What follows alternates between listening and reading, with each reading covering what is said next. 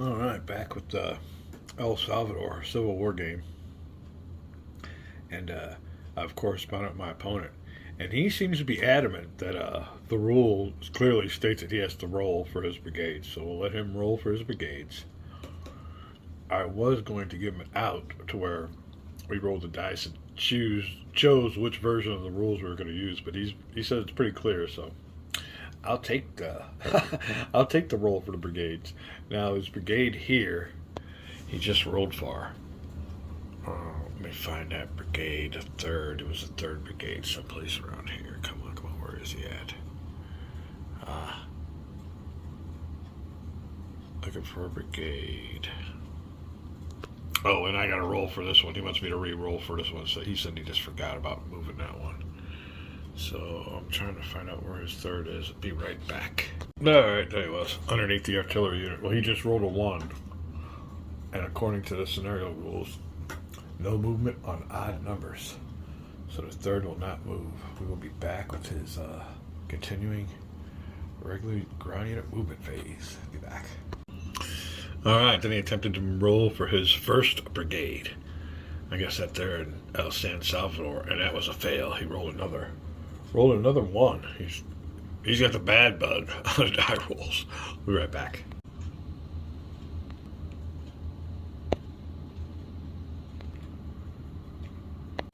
All right. So, in the Santa Ana hex, where that orange block is, my opponent has moved all these units into here. But the only thing is, there are stacking limits. And I think I've told this to him before, but he hasn't. He hasn't learned, or he made a mistake. It's all good, but I'm debating whether to write him email and tell him about it, or just penalize him at the end of his turn. You're allowed 5 stacking points per hex. 1, 2, 3, 4, 5, and 6. Support. These units here are considered support units. Support units only have 1 point to them. So you can see here, 1, 2, 3, 4, 5, 6. He's 1 point over. I'll be the nice guy and ride him. Although I've said earlier on earlier videos that next time I'll just penalize him, but I will write him and tell him that he is overstacked in Santa Ana. We'll be back. All right, back at it, and corresponding back and forth with my opponent about certain things. I did have a question about a stacking limit here, but when my opponent wrote me back, he told me that during the insurgency movement phase, that some units would be moving out, and also some units did move out. So no stacking problems yet. And as a matter of fact, you wait till the end of the movements to impose penalties. And there's certain things he wants me to go over, like where his pencil's pointed at. He moved a brigade size unit without rolling for its activation.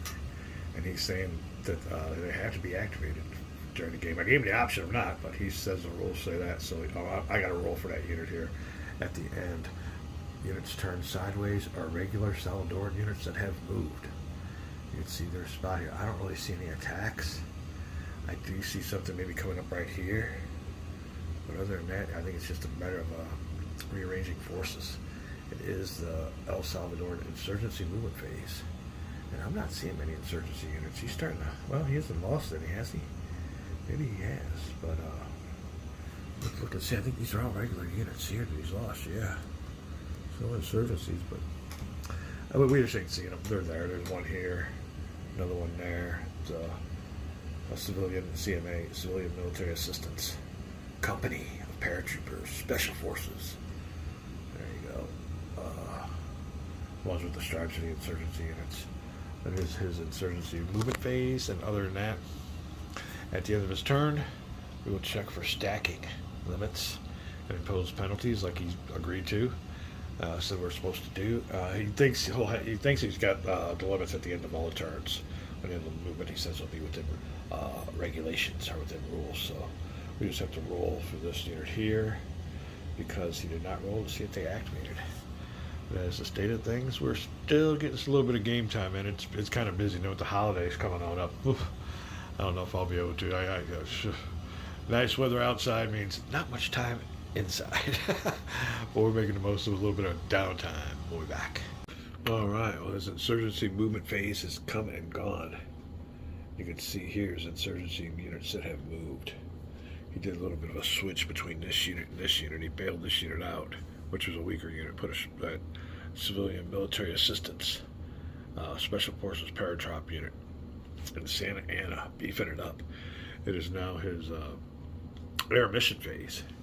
He has launched 3 fighters for their bombardment strike onto this hex here. I guess he's bombarding one of my units with 3 bombardment points. We will see what he has to roll. I know when we're done with all this, I have to roll to see if this unit gets activated and can move. If it can't, he'll have to go back. So we'll have to see what goes on with this brigade later. We'll have to roll, see if he was able to be activated. We'll be back with the results of the bombardment strike. Alright, then attacking with 3 points. He's going to need a 5 or a 6. See what kind of... Oh, I don't see any friendly AWACS or Messiah. Nope. Attack this incinerator. Nothing on there. Ground unit. Alright. Oh, target unit occupies.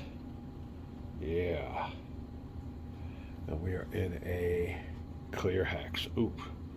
No good, forgot that. Target occupies. Okay, nope. No modifiers. And he will roll a 3. Oh, that don't do nothing. Yeah, miss, like he said. All right, we'll be back with more Salvadoran moves. All right, well, that definitely helps. Wasted those units. He was definitely counting on a, I guess he just wanted to give one of them a step loss, which would have been good enough. We will go next to his ground combat phase. We'll call this a video because it's getting kind of lengthy when we come back. Ground combat.